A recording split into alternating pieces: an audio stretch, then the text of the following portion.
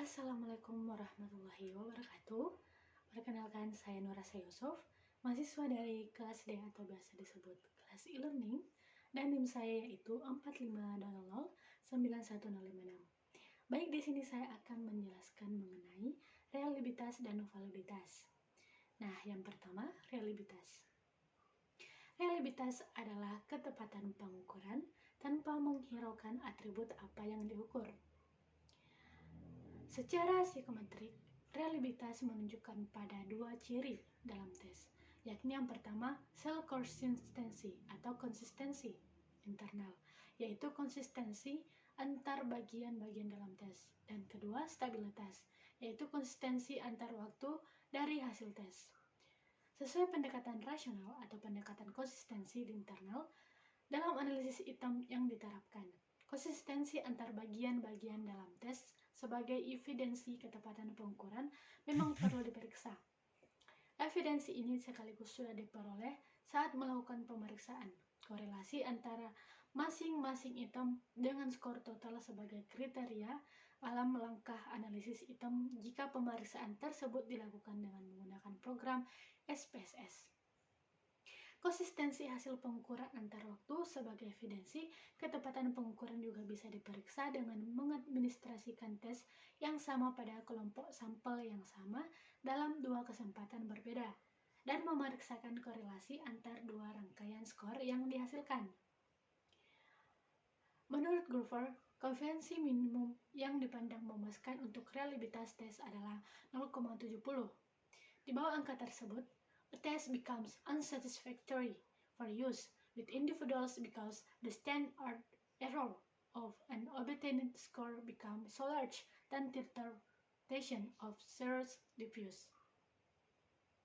Artinya, di bawah koefisien reliabilitas sebesar 0,70 sebuah tes menjadi kurang memadai untuk digunakan bagi perorangan, sebab hal itu menunjukkan bahwa kesalahan baku skor tampak sedemikian besar sehingga interpretasi skor menjadi meragukan.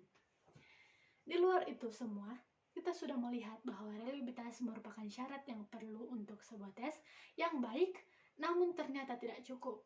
Tes yang sungguh-sungguh baik terutama haruslah menghasilkan pengukuran yang valid. Yang kedua, validitas.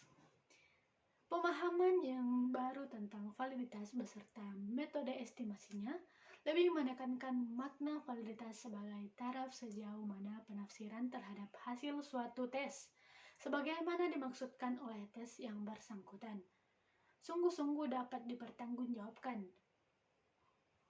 Pertanggungjawaban tersebut menuntut pengumpulan evidensi atau bukti-bukti terkait berbagai aspek tes dan yang dilakukan pada berbagai tahap penyusunan dan penggunaan tes dalam sejenis proses yang bersifat jangka panjang, berkesinambungan, dan kumulatif.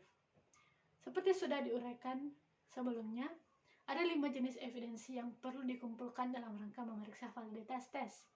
Tepatnya validitas penafsiran skor atau hasil pengukuran dengan suatu tes sesuai tujuan penyusunan tes yang bersangkutan, yaitu yang pertama evidensi terkait isi tes, yang kedua evidensi terkait proses respon tes, yang ketiga evidensi terkait struktur internal tes, yang keempat evidensi terkait hubungan antara tes yang bersangkutan dengan tes lain, dan yang kelima evidensi terkait konsekuensi atau dampak dari pengetesan. Pengumpulan evidensi terkait isi tes sesungguhnya sudah terjadi pada beberapa langkah awal penyusunan tes, khususnya pada langkah-langkah pendefinisian ranah isi tes, penyusunan tabel spesifikasi, dan telah tes khususnya terkait ketepatan rumusan konstruk dan relevansi isi item-item dengan rumusan konstruknya. Pada tahap sesudah diperoleh bentuk final tes ini, hal-hal tersebut bisa dan perlu ditelaah sekali lagi, khususnya terkait relevansi isi item-itemnya, mengingat untuk sampai pada bentuk final kemungkinan telah dilakukan revisi berulang kali terhadap sebagian item-itemnya. Evidensi terkait proses respon testi dalam tes perlu dikumpulkan dari dua pihak, yaitu dari pihak testi dan dari pihak asesor yang bertanggung jawab.